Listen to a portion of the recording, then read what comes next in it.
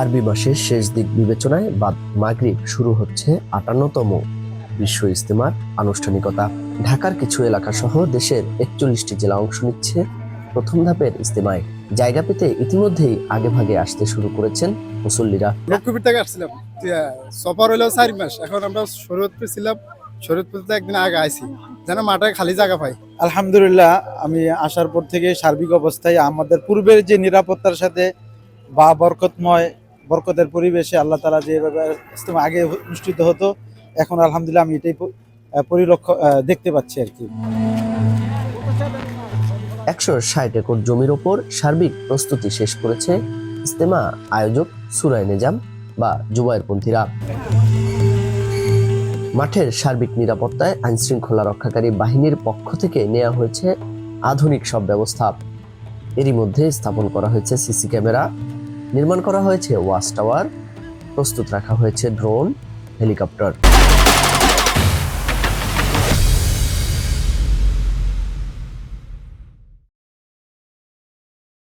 এছাড়াও বিভিন্ন পয়েন্টে বসানো হয়েছে চেকপোস্ট। সাদা পোশাকেও থাকবে পুলিশের বিপুল সংখ্যক সদস্য বলে জানান পুলিশ মহাপরিদর্শক। যে কোনো ধরনের নাশকতা কিংবা যে কোনো ধরনের ইল মোটিভ, আমার বিশ্বাস আমরা আপনাদের সহযোগিতা, আবারও বলি আপনাদের সহযোগিতায় আমরা এগুলো মোকাবেলা করতে পারবো ইনশাআল্লাহ। মাওলানা মাহফুজ যেটা বললেন, ওনাদের ১০,০০০ ভলান্টিয়ার, এবং তাদের ভলান্টিয়ার কিন্তু নট অনলি ওনারা কিন্তু চাকরিজীবী না, তাদের মধ্যে কিন্তু ইমানি দায়িত্ব।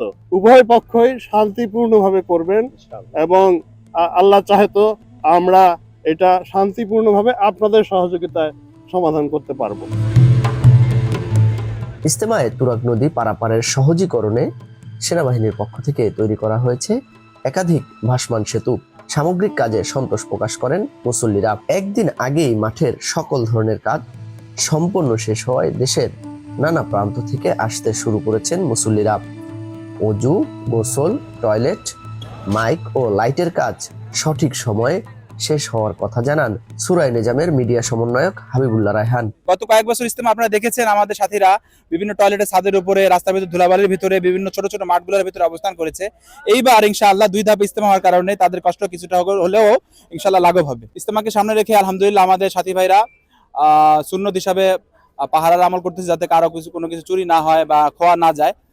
বাকি পুলিশ প্রশাসনের পক্ষ থেকেও যথেষ্ট নিরাপত্তা ওনারা মোতায়েন করেছেন। ওনারা ওয়াচ টাওয়ার, সিসি ক্যামেরার ফুটেজ সহ সিভিল ড্রেসে বিভিন্ন খিত্তায় খিত্তায় পাহারার কাজ আঞ্জাম দিচ্ছেন। ৫৮তম ইজতেমার সকল প্রস্তুতি শেষ হয়েছে একদিন আগেই। ইতিমধ্যে মুসল্লিরাও আসতে শুরু করেছেন ইজতেমা মাঠে। এবারের ইজতেমা নিরাপদভাবে শেষ হবে এমনটি আশা সবার। ইজতেমা মাঠ থেকে আল আমিন, কালের কণ্ঠ।